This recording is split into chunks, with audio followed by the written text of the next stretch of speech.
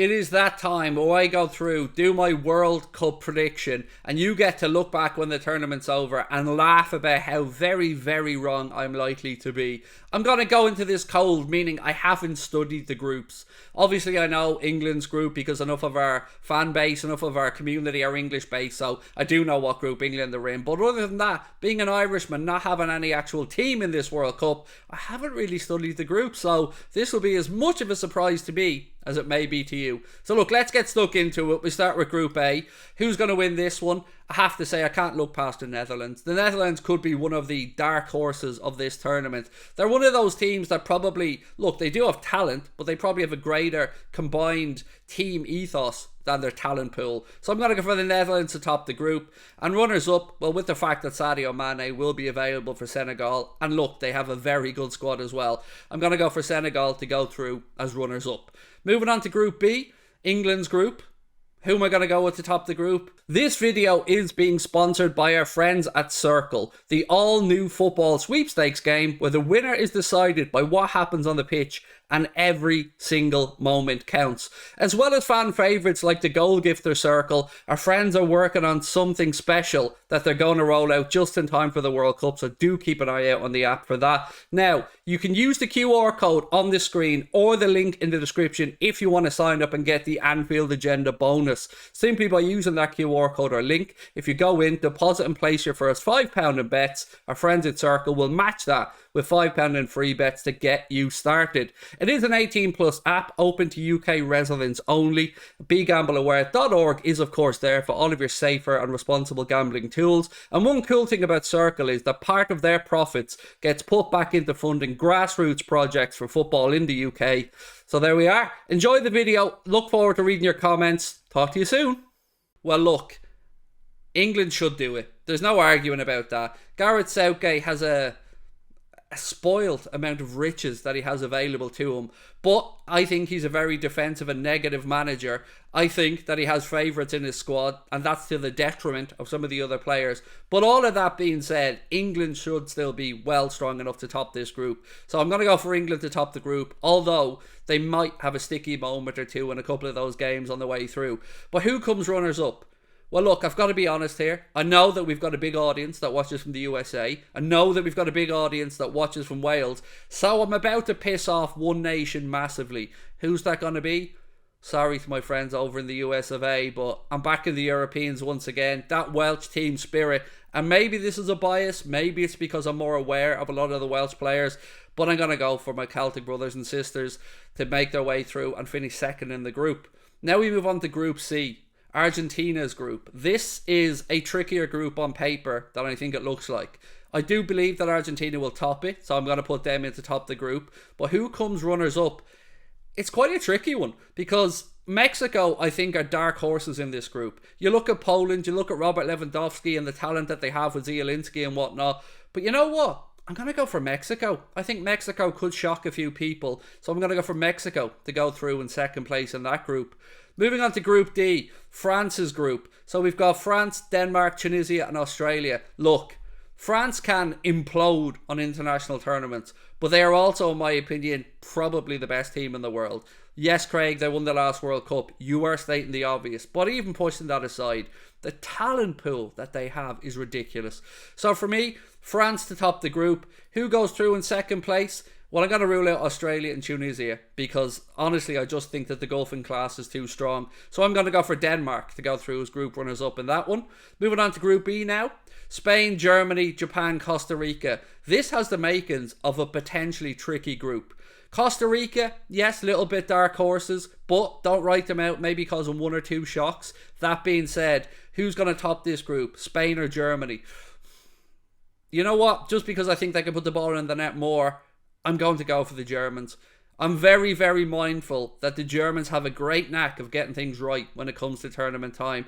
And of course, that means that most likely we're going to see Spain come runners up in that group. So that's what I'm going with. I know I'm leaning heavily European here, but these are genuinely my honest opinions. Moving on to Group F now. Belgium, Canada, Morocco and Croatia.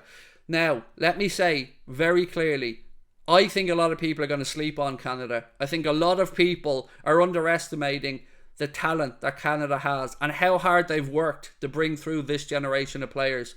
Belgium are... Well, this is their golden generation, isn't it? Your De Bruyne's, your Hazards, Torgan, I mean, because obviously Eden's an absolute fraud. Morocco and Croatia. Croatia are the consistent team. They are the team that are able to just get results with the talent that they have. I'm struggling here, but I'm going to go for Croatia to top the group.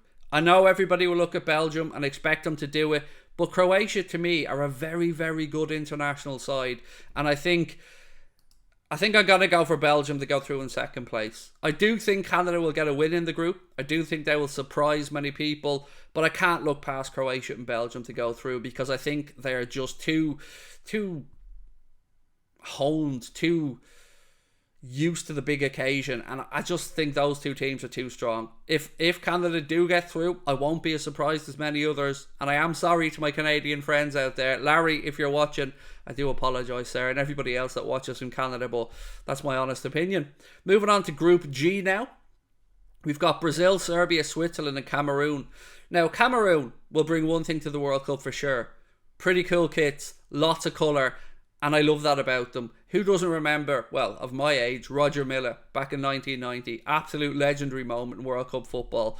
But I'm going to go for Brazil to top the group. Of course I am. Look at who they have in their squad. They're absolutely flamboyant. They are samba football merchants. They are everything. All the catchphrases that you want to use for Brazil. It's true. They have a swagger about them. I don't like Neymar, but I can't deny that he's an absolutely top tier football player. So I'm going to go for Brazil to top the group. The fact they haven't picked Bobby Firmino will be to their detriment as the tournament goes on. I'm promising you that right now. But who comes in second place? Again, I'm going to rule out Cameroon from getting through this group. I just don't think they have strong enough depth. Serbia and Switzerland is a very difficult decision. I'm going to go for Serbia. I think that Serbia might just have enough steel, enough strength and depth, enough robustness to get them through the group. So Brazil to top it for me and Serbia to go through in second place. Now we move on to the last group stage. Portugal, Ghana, Uruguay and the Republic of Korea. Very, very difficult calls here because Korea could shock somebody and get a result. Portugal, though, I know they've got no Diogo Jota, but the talent that they have, and I feel like I've said this about a lot of squads, but they really are a very well-stacked squad. If they can manage to somehow keep Ronaldo out of the starting 11, because I don't think they're as good with him in it at this moment in time. I know it's his last World Cup. I know that he will play, but from watching him at Manchester United over the past year and a half or so, I do think that he's on the wane, and I think there are better options for Portugal. So who's going to top this group? Yeah, I'm going to go with Portugal. I just think with the quality that they have, you know, you can pick any position on the pitch and they pretty much have 2 or 3 really top-notch players for it. Who's going to go through and runners-up? It's going to be Uruguay. And why is it going to be Uruguay? You know. You know what I'm about to say now. Nunes! Bit of Darwin Nunes to go through with second place. Luis Suarez up there as well. They'll do bits. They'll fight. They'll be hard. I don't see them going deep into the tournament, but I do see them having enough to get through. And I do see Darwin causing a lot of team problems. So let's move through to the knockout stages now. This is what really starts to get interesting. So, according to my group stages, this is what it will look like. First round of 16 matchup will be the Netherlands against Wales, which will be a pretty good game, if I'm being honest. I'd definitely tune in for that. You've got the passion of the Welsh, of course, against that pedigree of the Dutch. I'd have to say, though, for me, I'd be putting the Netherlands through. Sorry, Wales, but I'd be putting the Netherlands through. Mexico, France. Again, it'd be one of those games I feel that Mexico will dig themselves in, try to keep compact, maybe win something from a set piece or on the counter. But again, you've got that quality of the French team, and I think that will put them through. So we'll put France through. We move down now to Croatia, Spain. Oh my goodness, this would be a tough one to call. I think I can see this game panning out with Spain dominating possession, Croatia being steely, you know, running midfield perhaps again with Luka Modric in there. But ultimately, I think after extra time, and that's how precise I'm being here, I'm going to back Spain to go through. We'll move up to Argentina, Denmark next.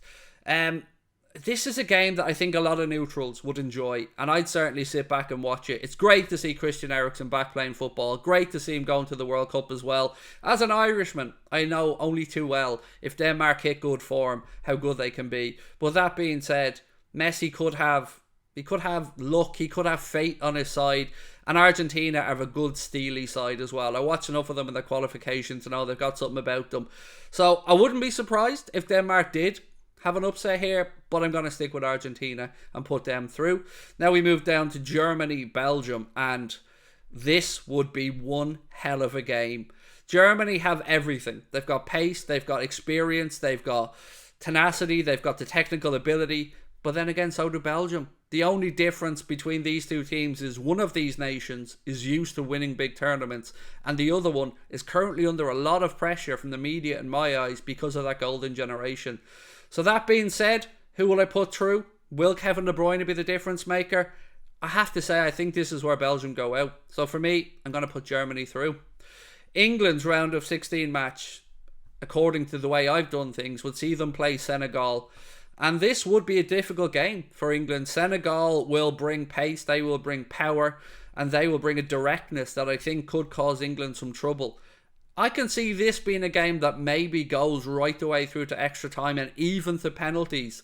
But I'm going to back England to go through because I don't like Jordan Pickford very much, but he shows up for England, so he could be the difference maker in that game. So I'm going to go for England. And who would have thought you would have heard me sitting here saying that Jordan Pickford may be a difference maker?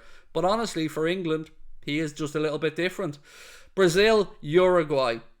This would be probably my favourite of all the games that I've gone through so far, because you've got Neymar, you've got Casemiro, you've got Richarlison, you've got Anthony, you've got loads of good attacking flair players versus Uruguay, who are masters of the dark arts, who themselves have no shortage of attacking talent.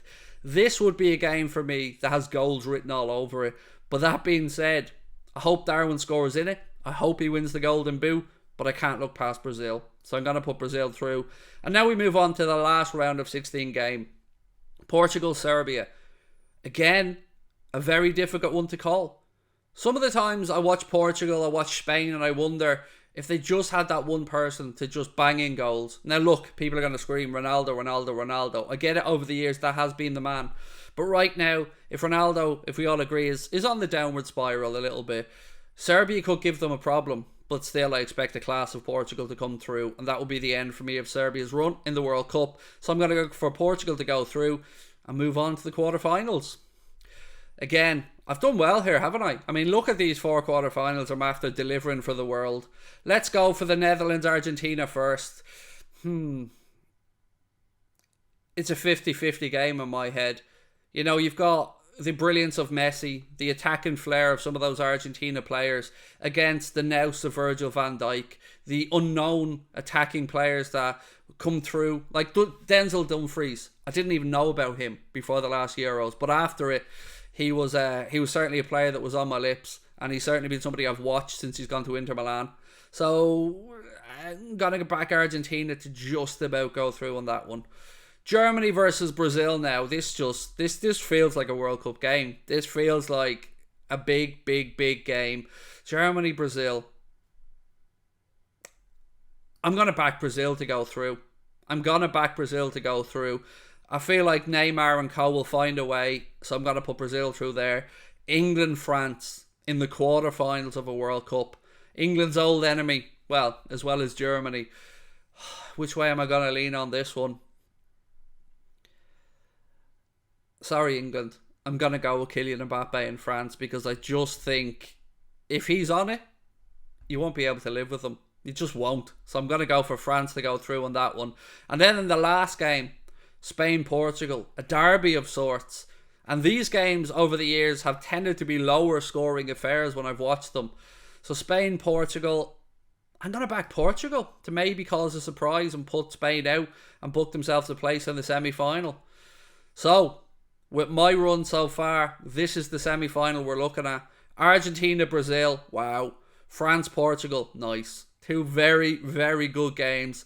Argentina, Brazil, which way will this go? Well, I did say that I feel that fate is on Leo Messi's side.